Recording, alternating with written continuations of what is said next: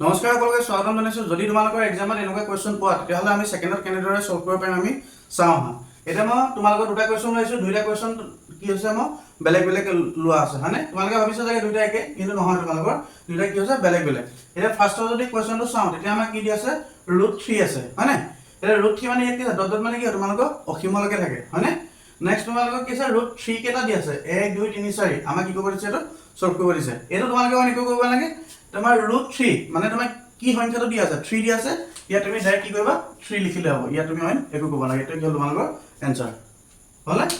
Next আমি 2 number কোৱেশ্চনটো চাম। তোমাৰ ৰুট মানে কি সদায় 2 বুলি আমি জানো হয় নাই। এতিয়া তোমাৰ নেক্সট যদি 2 নম্বৰ কোৱেশ্চনটো চাওঁ, এতিয়া আমাক প্ৰথমতে কি কৰিবা তুমি প্ৰথমতে হিচাপ কৰি লবা কেইটা আছে ৰুট। প্ৰথমতে যদি চাওঁ 1 2 3 4টা আছে হয়নে। কি আছে তোমাৰ 3 আছে, ফাৰ্ষ্ট মই কি কৰিম 3 টো লিখি লম হ'লে।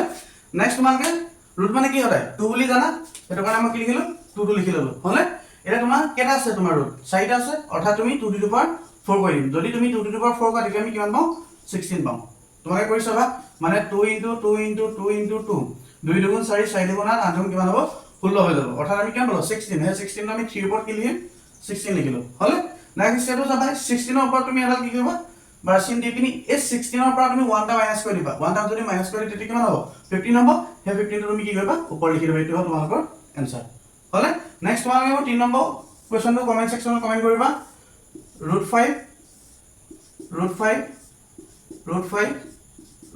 হ'লে। তোমালোকে এটা মোক কমেন্ট সেকশনত কমেন্ট কৰিবা ঠিক আছে। যদি তোমালোকৰ এনেকুৱা শৰ্ট ট্ৰিক যদি তোমালোকে ভাল পোৱা তেতিয়াহ'লে মোৰ চেনেলটো সাবস্ক্ৰাইব কৰিবলৈ নাপাহৰিবা।